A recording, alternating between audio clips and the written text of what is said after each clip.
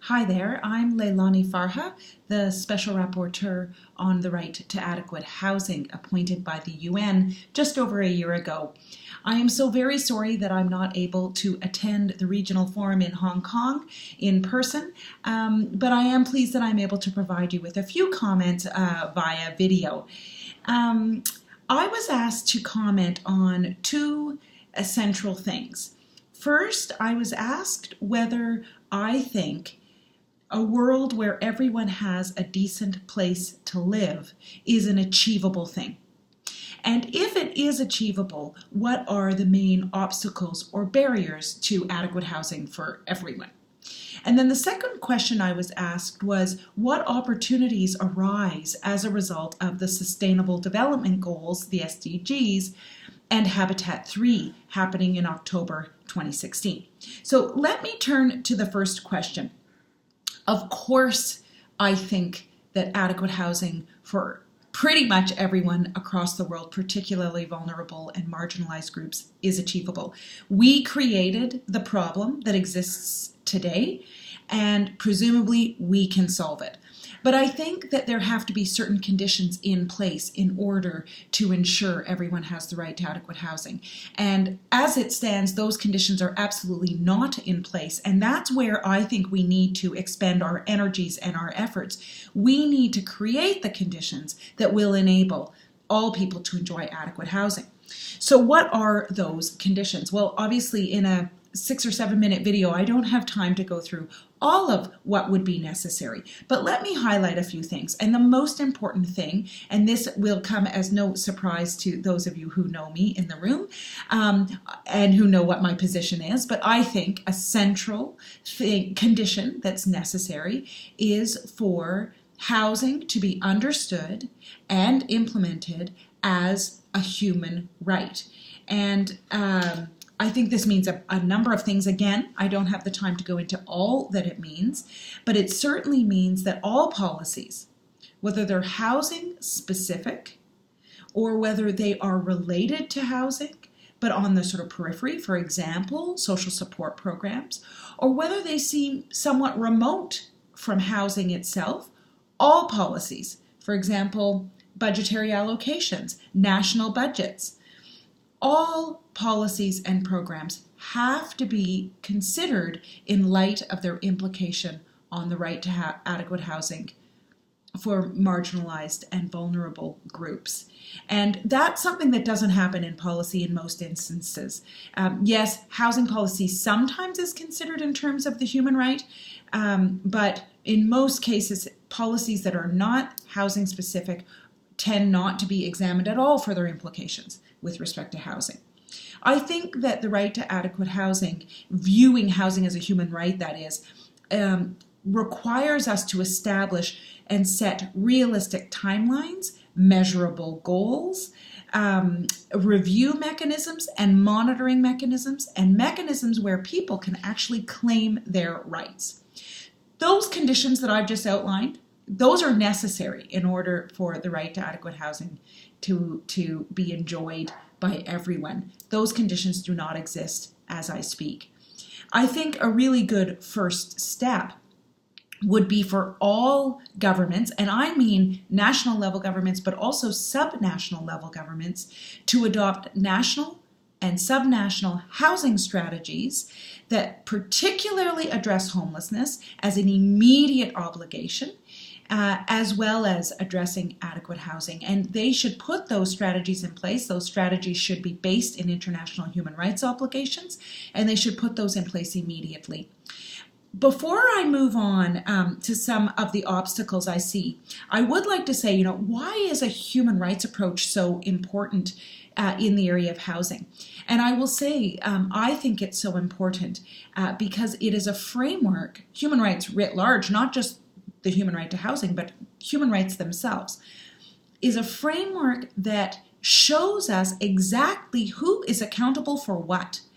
States and subnational level governments are accountable for the progressive realization of the right to adequate housing for marginalized and vulnerable groups.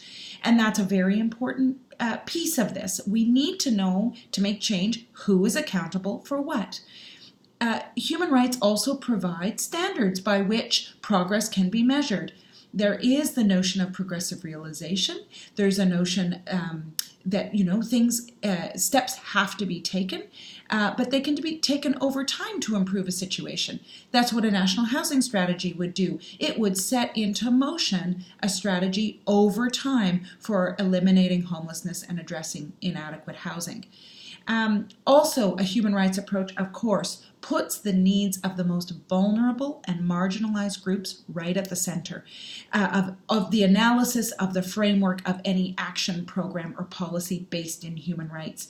And that's very important because, of course, that's who we're trying to help here. That it is the situation of marginalized and vulnerable groups, those living in inadequate housing and really awful and horrible housing, or those who are homeless, that we're trying to help. And so it's important that they are at the center of our discussions and that they are enabled and empowered to contribute their ideas as to how to improve their own housing conditions.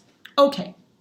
So I've already gone on for 6 minutes, and I only like these videos to be about 7.5 minutes. And so let me turn to what I think is one of the major obstacles. And that actually is a tricky conversation because I think that one of the biggest problems we're facing is a commitment to economic growth. And of course, economic growth is important, and urbanization, for example, is in pursuit of economic growth is very important and has helped many poor people become less poor.